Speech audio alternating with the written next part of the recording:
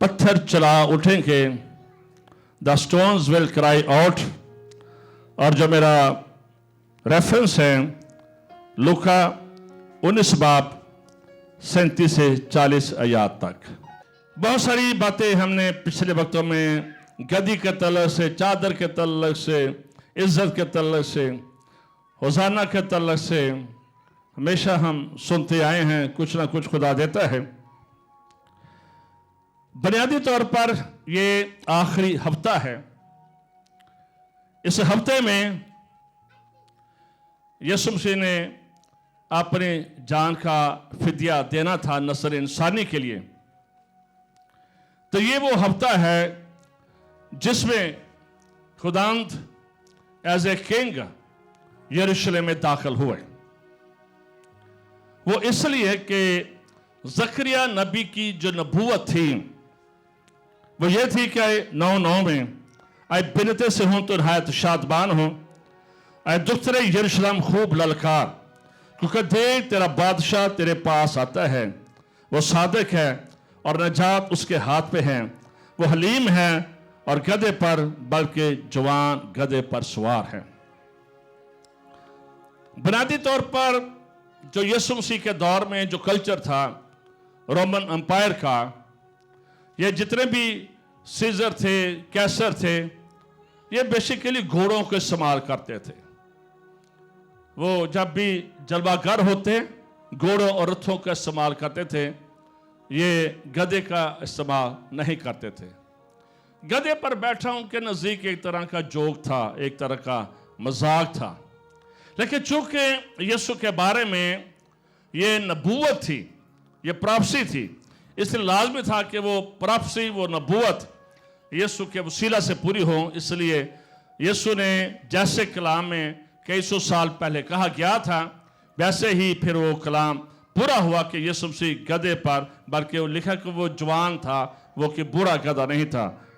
जब हम लूका की अंजील पढ़ते हैं, इस हफ्ते में दुख नजर आते हैं, रोना भी नजर आते हैं। यीशु मसीह ने जब इस शहर को देखा तो लिखा है कि यीशु मसीह रोए, उनकी आंखों से आंसू निकले। उसके बाद जब उन्होंने पतरस से कहा था कि तू 3 बार मेरा इनकार करेगा, तो जब पतरस ने 3 बार इनकार किया और यीशु मसीह ने पतरस की तरफ देखा तो लिखा है कि पतरस बाहर जाकर जार जार मतलब कि खुले दिल से रोया। और उसके बाद जब एक बड़ी भीड़, जब यीशु ने सलीब उठाई हुई थी, उसमें खवातीन भी शामिल थी, तो हम देखते हैं कि खवातीन पीछे रोती और पीटती चली जा रही थी। यानी कि इस सारे वीक में हमें पुकार भी और दुख भी और आंसू भी और मसीह का खून, पसीना, खून की बूंदें बनकर गिरना, ये सारे इस सिनेरियो में, इस सारे वीक में हमें वो सारी चीजें नजर आती है। मेरे अजीजों, पत्थर चला उठेंगे। बेखसूस जब फरीसियों ने एक बड़ी भीड़ को देखा तो उस वक्त उन्होंने यीशु से कहा कि इनको खामोश करा दे, ये शोर क्यों डाल रहे हैं। और उस वक्त यीशु ने उन्हें जवाब दिया कि अगर ये खामोश हो जाएंगे तो पत्थर चला उठेंगे। ये यीशु ने उन फरीसियों को जवाब दिया। अगर बाइबल मुकद्दस का मुतालिया करें तो हमें पहाड़ों का और हमें पत्थरों का जिक्र मिलता है। खासतौर पर जब ज़हा की कुर्बानी का जिक्र आता है तो हम देखते हैं कि खुदा ने ज़हा से, अब्राहम से कहा था कि तूने अपने बेटे को कोई मोरिया के पहाड़ पर लेकर जाकर क्या करना है, कुर्बान करना है। और जब खुदा मूसा पर जाड़ी में ज़ाहिर हुआ था तो उस वक्त भी पहाड़ था, कोई हुरब पहाड़ था। और जब खुदा ने हजरत मूसा को शरीयत दी थी तो वो भी कोई सीना का पहाड़ था, और कोई सीना ही वो पहाड़ हैं कि जहां पर खुदा खुद उतरे थे उस पहाड़ पर। और अगर हम यरूशलेम की बात करें तो यरूशलेम जो शहर है ये भी पहाड़ों से बसा हुआ है, और जो सुलेमानी हैकल है ये भी कोहे सहयोन पर है। बुनियादी तौर पर ये सारा यरूशलेम, ये सारा बन इसराइल जो जहाँ पर ये इबादत थे, ये सारा पथरीली ज़मीन का इलाका था। अगर आप यीशु मसीह की खिदमत देखें तो यीशु की खिदमत में भी आपको पहाड़, पत्थर और चट्टानें जो हैं वो नजर आएंगी। और ख़ास तौर पर जब यीशु मसीह ने 12 रसूलों का इंतखाब किया तो इस बात को याद रखें कि यीशु ने सारी रात पहाड़ पर जाकर दुआ की और फिर नीचे उतरकर इन रसूलों का इंतखाब किया था। और यीशु मसीह की यह हैबत थी कि यीशु मसीह जब अकेले दुआ करते थे तो ये पहाड़ पर चले जाते थे और सारी रात वहां पर दुआ में गुजार देते थे। और आपको याद होगा कि एक वाक्य हमें नजर आता है कि जब यीशु मसीह की जो सूरत थी बदल गई थी और जलाली सूरत बन गई थी, तो ये भी वाक्य एक पहाड़ पर हुआ था। और जो आखिरी फजा खाई गई है यह भी इस बात को याद रखें, यह भी कोहे सहयोन पर इसको खाया गया था। और फिर एक पहाड़ी पर गलगिता के मकाम पर भी पहाड़ी पर ही यीशु को मसरूम किया गया था। और उसके बाद जब यीशु मसीह आसमान पर उठाए जाते हैं तो वो भी माउंट ऑफ ऑलिव जैतून का पहाड़ था जहां पर यीशु मसीह आसमान पर उठाए गए और उन फरिश्तों ने कहा जैसे तुमने जाते देखा है आते देखोगे। यानी कि यीशु मसीह की जिंदगी में पहाड़, चट्टानें और पत्थर आपको अक्सरियत के साथ नजर आएंगे। जब यीशु ने यह कहा कि ये पत्थर चला उठेंगे तो इसका मतलब है कि यीशु मसीह का इन पत्थरों के साथ एक गहरा कनेक्शन है, एक गहरा तल्लक है।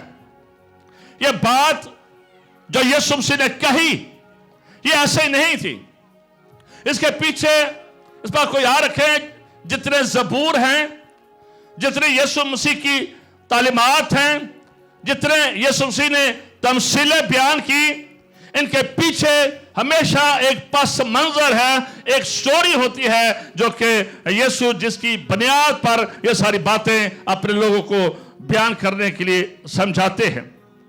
ये वो पत्थर हैं, जब यीशु ने कहा कि ये पत्थर चला उठेंगे तो ये वो पत्थर हैं जिन पत्थरों पर यीशु का आंसू गिरे थे और वो खून बनकर गिरे थे।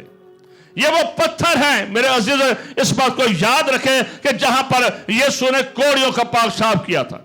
ये वो पत्थर हैं जहां पर उसने अंधों को आंखें दी थी।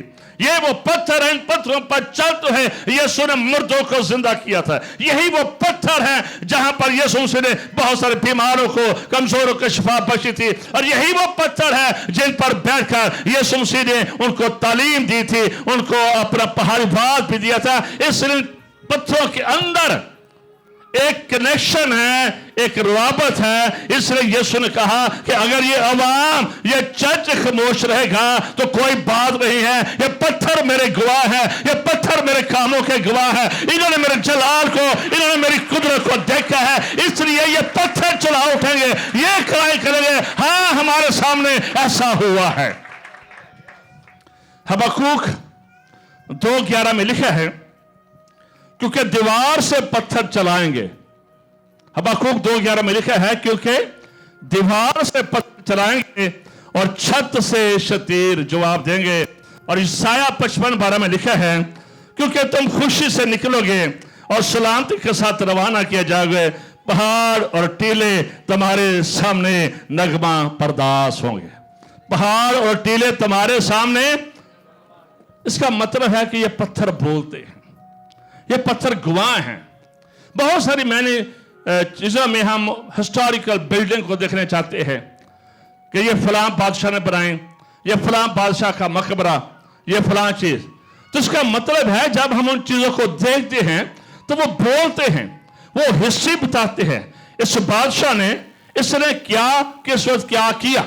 इसलिए इस बात को याद रखे, यीशु जब ये कह रहा था तो ये एक डीप कनेक्शन था इनके साथ। इसलिए यीशु ने कहा कि बेशक ये खामोश हो जाए, इब्लीस इनके मुंह बंद कर दे, ये मेरी गवाही ना दे, ये मेरे कामों को भूल जाए, क्योंकि ये वही भीड़ थी जो पहले चादरें बिछा रही थी।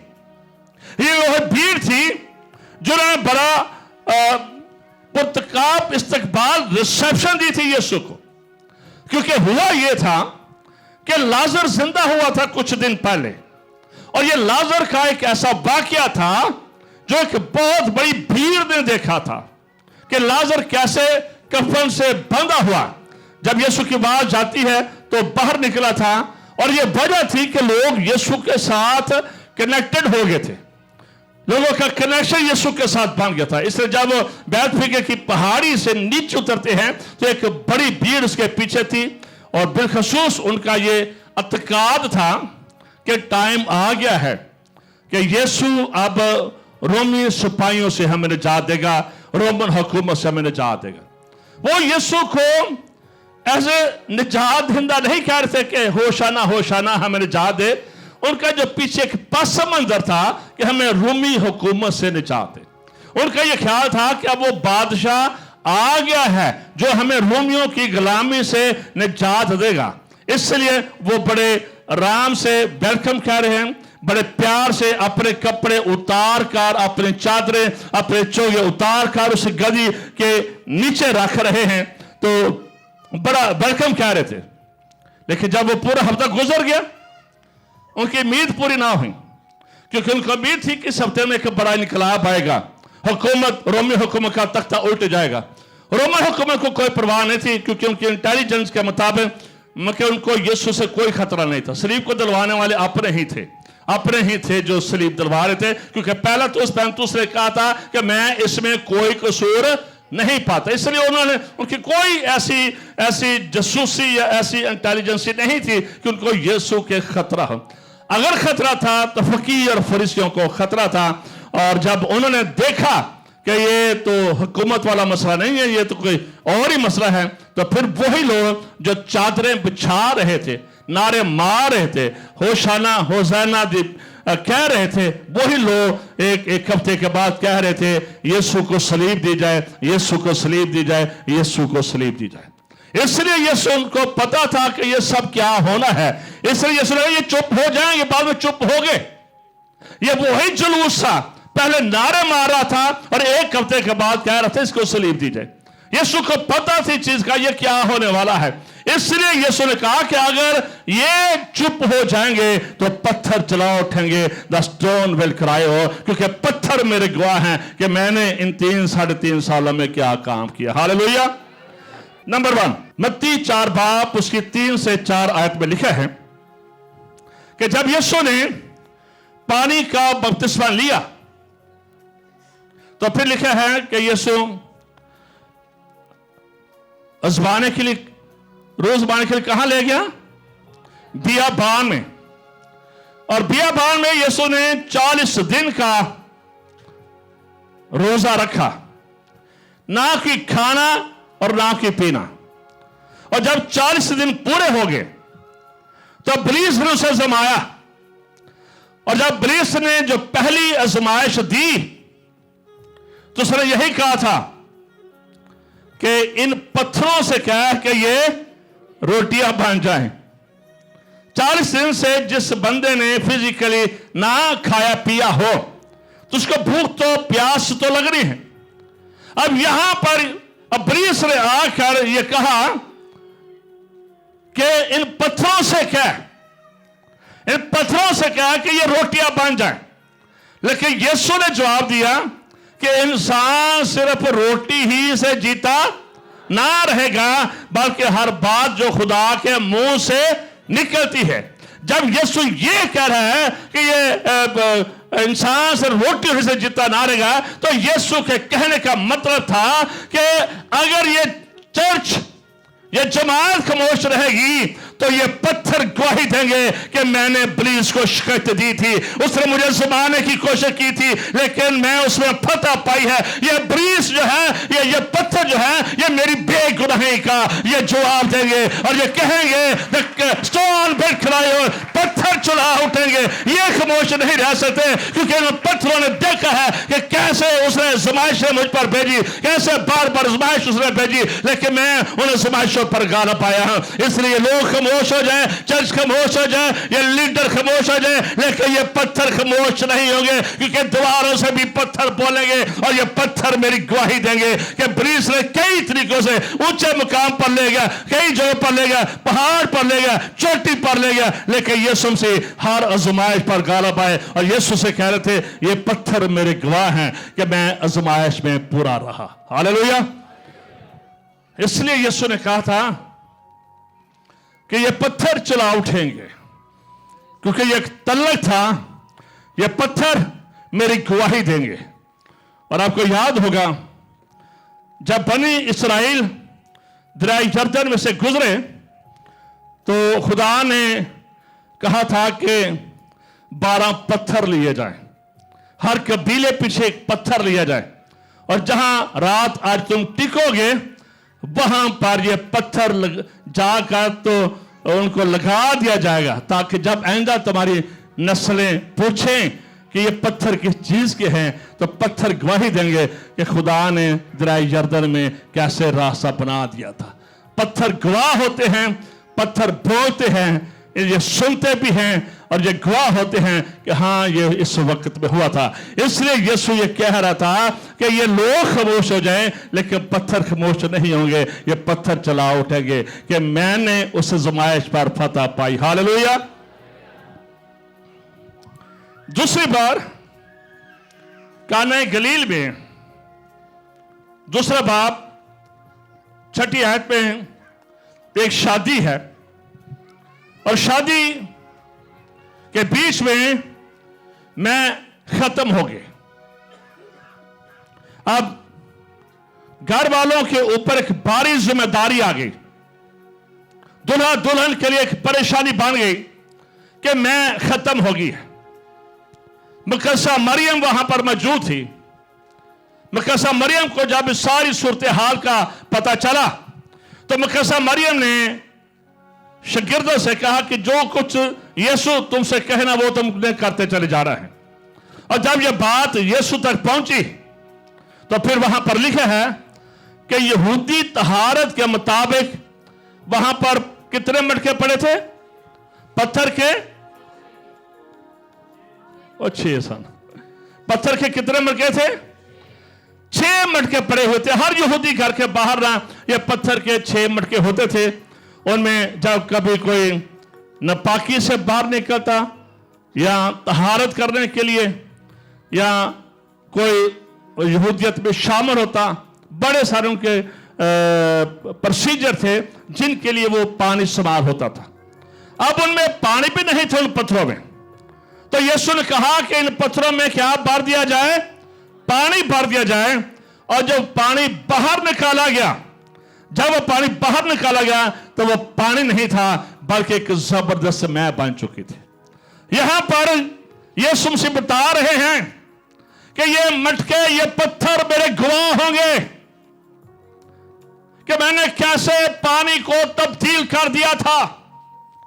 ये पत्थर गवाह होंगे कि खानदान जो मुश्किलात में था, मुसीबत में फंस गया था, तो कैसे मैं उनके लिए यहोवा यारी बन गया था।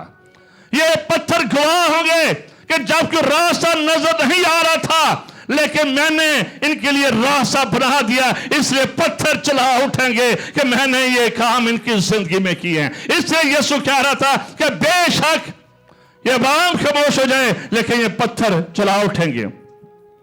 मैंने टाइम जिंदगी में रास्ते मुश्किल नजर आते हैं, वसाइल खत्म हो जाते हैं, मटके कुपियां खाली हो जाती हैं और ऐसा लगता है कि जिंदगी की मैल खत्म होगी है।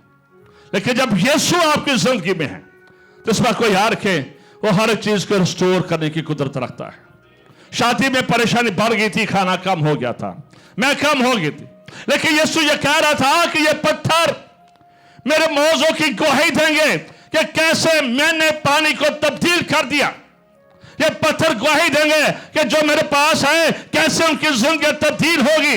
ये पत्थर इस बात की गवाही देंगे कि से इनके लिए मुश्किलात में मैंने रास्ता बना दिया। इसलिए यीशु कह रहा था बेशक ये खामोश हो जाए, गवाही देना बंद कर दे, लेकिन ये पत्थर गवाही बंद नहीं करेंगे। ये पत्थर गवाही देंगे कि हाँ, हम हमारे अंदर पानी में बन गया था। इसलिए यीशु कह रहा था कि ये पत्थर चला उठेंगे, ये इस मौजे को बयान करेंगे।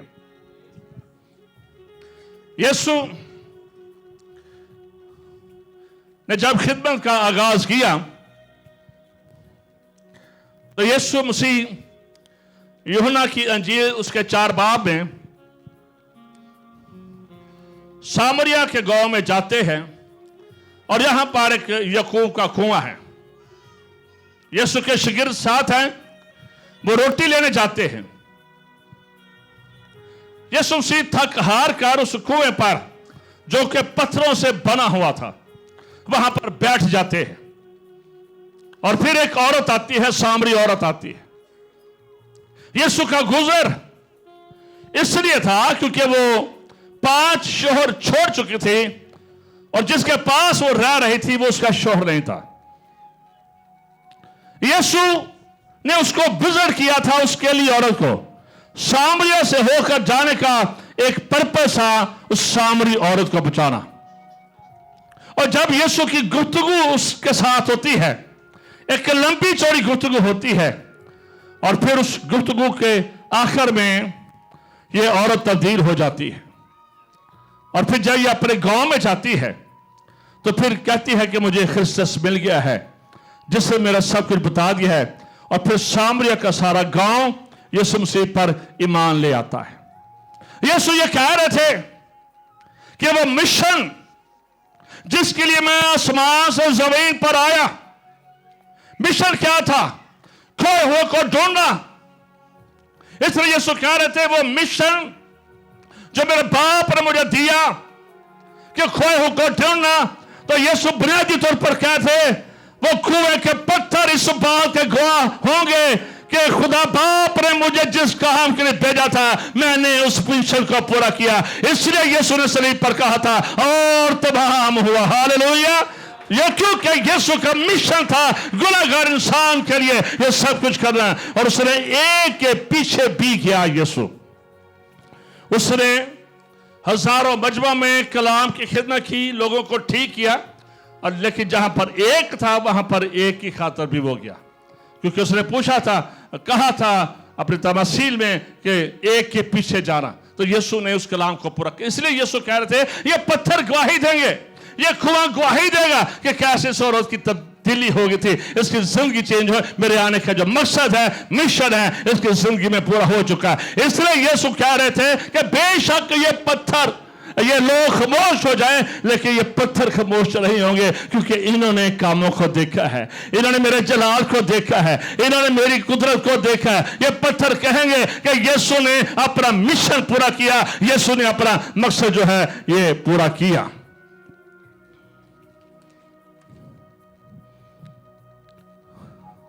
यूहन्ना 8:7 में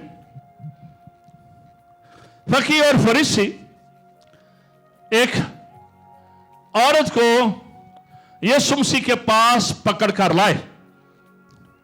उस औरत के बारे में लिखा है कि वो ऐन गुनाह के वक्त, ज़िना के वक्त पकड़ी गई, और जो उनकी शरीयत थी वो ये थी कि उसको संसार कर दिया जाए, पत्थरों से मार दिया जाए। अब यीशु मसीह के पास लेकर आए हैं कि जरा आजमाने के लिए। वो हमेशा यीशु को आजमाते रहते थे। जब फकीह और फरीसी आजमाने के लिए, चेक करने के लिए, ये क्या कहते हैं? आजमाने के लिए कहने लगे कि शरीयत तो ये है कि सब संसार कर दिया जाए, तू क्या कहते हैं इसके बारे में? और वहां पर लिखा है कि यीशु ने बैठकर तो लिखना शुरू कर दिया।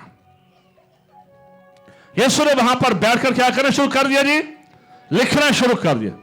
वो सवाल करते रहे कि हमें बता तू क्या कहता है। यीशु ने उनका जवाब नहीं दिया। जब वो ज्यादा सवाल कर रहे थे तो यीशु ने आखिर में उनसे कहा, इस औरत को जिसने ज़िना या गुनाह किया है, पहला पत्थर वो मारे जिसने गुनाह नहीं किया। पहला पत्थर वो मारे जिसने गुनाह नहीं किया। तुम केड़ा मायदा लाल उठे? कोई नहीं उठा। लिखा है कि वो लोग जो जमात जिनके हाथ में पत्थर थे, ऐसा ऐसा वो पत्थर फेंकते और खिसकी होंगे जाते सा।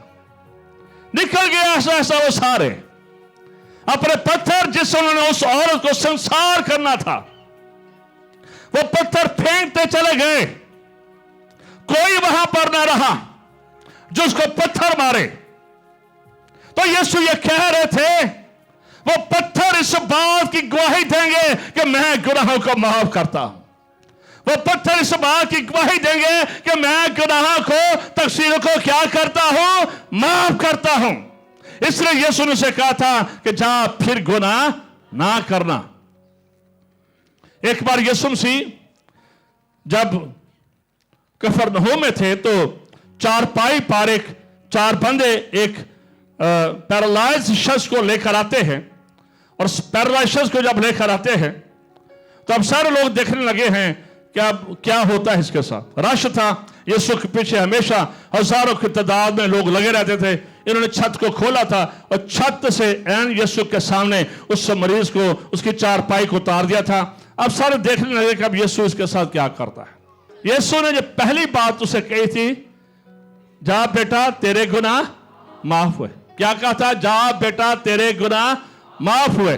और वहां पर सारे लोग ये देखने लगे कि ये कैसे गुनाह माफ कर सकता है। तो यीशु ये कह रहा था कि जब फरीसियों ने कहा कि इनको खामोश करा दे, इनके मुंह बंद करा दे, ये बड़ा शोर कर रहे हैं, बड़े नारे मार रहे हैं, तो यीशु ने कहा बेशक इनके मुंह बंद हो जाए, इनके जुबान तालू से ला जाए, लेकिन मैं ये कहना चाहता हूं अगर इन पत्थरों को जुबान मिल जाएगी, ये पत्थर मेरी शहादत देंगे, ये पत्थर मेरे गवाह होंगे और ये पत्थर कहेंगे कि मैंने गुनाहों को माफ किया। हालेलुया। मैं इसलिए आया कि गुनाहों को माफ करूं और नस्ल इंसानी गुनाह में न रहो। इसलिए वो यीशु कह रहे थे ये पत्थर चलाएंगे कि मैं माफ करता हूं। और यही खूबी चर्च के अंदर भी होनी चाहिए कि चर्च भी एक दूसरे के गुनाह माफ करे।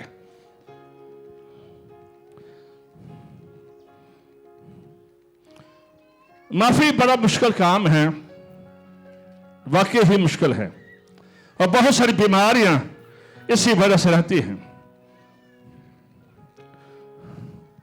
यूहन्ना 11 बाब, वहां पर लाजर का वाकया दर्ज है। यह फैमिली यीशु की दोस्त थी, लाजर, मरियम और मर्था। इनका यीशु के साथ बड़ा गहरा ताल्लुक था। जब ये लाजर बीमार था तो यीशु को मैसेज भेजा गया, लेकिन यीशु नहीं आए। और जब वो मर गया, उसका जनाजा भी हो गया, तो यीशु चौथे दिन वहां पर आए। क्योंकि यहूदियों के अंदर एक कहावत थी, रवायत थी, और वो ये कहते थे कि जो मरने के बाद जो रूह है ये 3 दिन तक इस जमीन पर रहती है। तीसरे यीशु ने सोचा कि इनकी कहावत भी जरा पूरी हो जाए, और जब चौथे दिन ये सारी चीजें पानी होना शुरू हो जाती हैं, बॉडी जिसको दफनाया जाता है, तो उस दिन यीशु आए।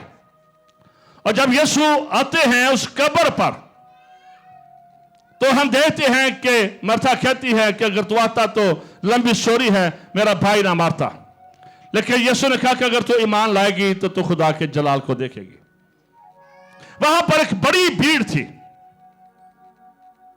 और यीशु के वहां पर आने का पर्पस था। और यीशु ने आवाज दी कि आए लाजर कब्र से बाहर निकला। वो पत्थर उसकी कब्र पर था, उस पत्थर को लोगों ने हटा दिया था।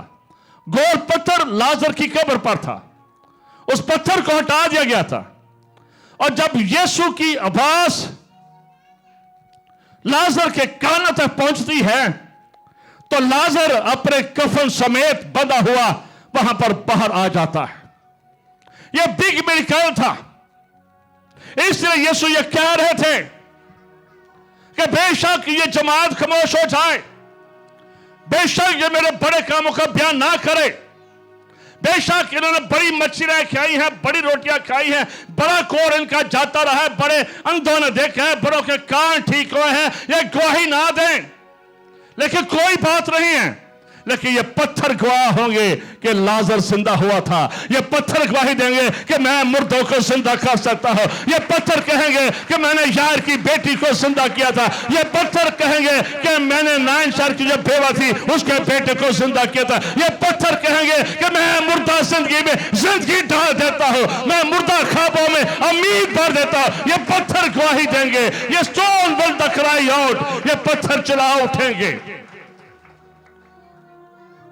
इसलिए यीशु ने कहा था बेशक ये खामोश रहे, कोई मसला नहीं है, ये पत्थर चिल्ला उठेंगे।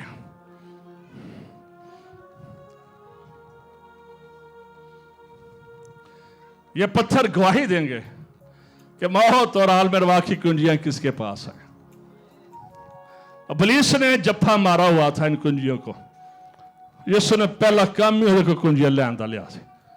इसलिए यीशु ने कहा था मौत और आलम अरवाह की कुंजियां किसके पास है? तेरी कामयाबी की कुंजी मेरे पास है, तुझे मां बनाने की चाबी मेरे पास है, तुझे बाप बनाने की चाबी मेरे पास है, और तेरे कारोबार को बरकत देने की चाबी भी मेरे पास है। इस तरह गवाही देंगे कि मैंने मौत को भी शिकस्त दी थी। मत्ती 28 बाब, यीशु मसीह की सलीबी मौत हो गई और सलीबी मौत के बाद यीशु को कब्र में दफन कर दिया गया। कितने दिन यीशु कब्र में रहे जी? 3 दिन। एस्टिमेटेड 8 मन का पत्थर या इससे ज्यादा होगा जो यीशु की कब्र पर लगा दिया गया था। उसको सर पर मोहर कर, सील कर दिया गया था रोमी हुकूमत से। नोबडी टच, कोई इसको टच नहीं कर सकता, कोई इसको हिला नहीं सकता था। ये पुरानी हुकूमतें थी, जो ये कह देती थी वही होता था। कोई भी पब्लिक का बंदा उसको टच नहीं करा। और एक बड़ी पुलिस चौकी यीशु की कब्र पर बैठा दी गई थी कि कोई बंदा यीशु की कब्र के पास ना जाए, और एक पत्थर रख दिया गया कि कोई उसे चुरा ना सके रोमियों के नजदीक। लेकिन तीसरे दिन क्या हुआ था? तीसरे दिन क्या होता है? एक बंचाल आता है, एक जलजला आता है। आजकल भी स्पीड बढ़ गई है। दुआ करया करो कहते ना पाकिस्तान के नंबर जाए, दुआ किया करें कि आप हम सब महफूज रहें, पाकिस्तान महफूज रहें। जलजला आया और जलजले में क्या हुआ था? फरिश्ते उतरे और जो पत्थर था पंजाबी च कल रेड़दा रेड़दा वो आगे जा पिया। जो पत्थर था वो लड़खता हुआ आगे निकल गया। और ये यीशु को जिंदा करने के लिए पत्थर नहीं हटा था। इस बात को याद रखें, ये पत्थर इसलिए हटा था ताकि कोई अंदर जाकर देख ले कि वो कब्र में नहीं है। ये शहादत होने के लिए था, ताकि जब वो खवातीन आए, कोई मर्द कोई सिपाही आए, तो वो देखें कि कब्र में सिवाय कफन के कुछ नहीं है। इसलिए पत्थर हटाया गया था। तो इसलिए मेरे अजीजों, यीशु ये कह रहे थे कि ये पत्थर ये गवाही देंगे, ये शहादत को बयान करेंगे कि मैंने मौत और कब्र पर फतह पाई है और तीसरे दिन मुर्दों में से जी उठा। हालेलुया। रोमी हुकूमत ने पैसे दे दूकर उन सिपाहियों के मुंह बंद कर दिए। उन्होंने सिपाहियों के मुंह बंद कर दिए कि वो गवाही ना दें। लेकिन आज भी वो पत्थर और दुनिया गवाही देती है कि यीशु की कब्र खाली है। हालेलुया। आइए उसकी जोरदार तालियां कि यीशु की कब्र खाली है। आज ये पत्थर गवाही देते होंगे यीशु जिंदा है, यीशु जिंदा है, यीशु जिंदा है। वो पत्थर गवाही देंगे। इसलिए यीशु कह रहा था ये खामोश हो जाए, जवाब खामोश हो जाए, लेकिन ये पत्थर गवाही देंगे उसने मौत और कब्र पर फतह पाई है और तीसरे दिन मुर्दों में से जी उठा है और वो यीशु जिंदा है। सब बोले यीशु जिंदा। हालेलुया। जोर से बोले यीशु जिंदा है, जोर से बोले यीशु जिंदा है। इसलिए ये पत्थर गवाही देंगे कि यीशु जिंदा है, इसलिए पत्थर चला उठेंगे। हबक्कूक में क्योंकि दीवार से पत्थर चलाएंगे और छत से शतीर जवाब देंगे, पहाड़ और टीले तुम्हारे सामने नगमा बर्दाश्त होंगे। आए ऊंचे टीलों सब पहाड़ों, क्या करो? खुदा की हम्द करो। ये पत्थर गवाही देते हैं कि मर जाए तो जाके कब्र से पत्थर लान देने। इस वक्त पैदा हुआ और इससे जब मरा। कुछ बिल्डिंग बनती है, एक पत्थर लगा दिया जाता है, फलां शख्स ने इसकी ओपनिंग की, फलां बंदों ने इसके लिए इतने पैसे दिए, पत्थर लगा दिए जाते हैं, पत्थर बोलते हैं। मेरे टाइम हम सोचते हैं केड़ा किसी को पता चलन दिया, कर लो जो करना है, लेकिन एक वक्त आएगा इन दीवारों से हाथ जहर होगा। दानियल नबी के दौर में, नबूकत नबी के दौर में द्वारों ही से हाथ निकल आया और उसने लिखना शुरू कर दिया, मैंने मैंने तकीलो फरसी। ये पत्थर गवाह होते हैं।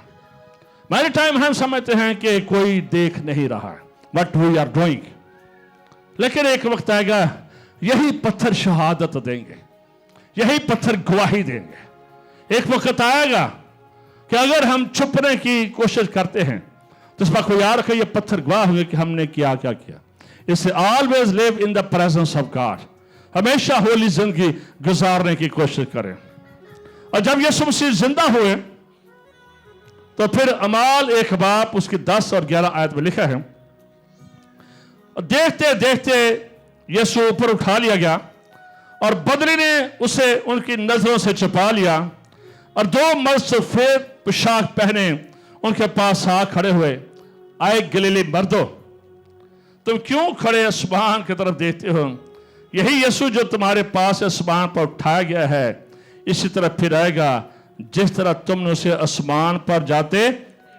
यह जैतून का पहाड़ था, माउंट ऑफ ऑलिव, जैतून का पहाड़। यहां से यीशु मसीह को एक बदली ने उठा लिया, रिसेप्शन दिया।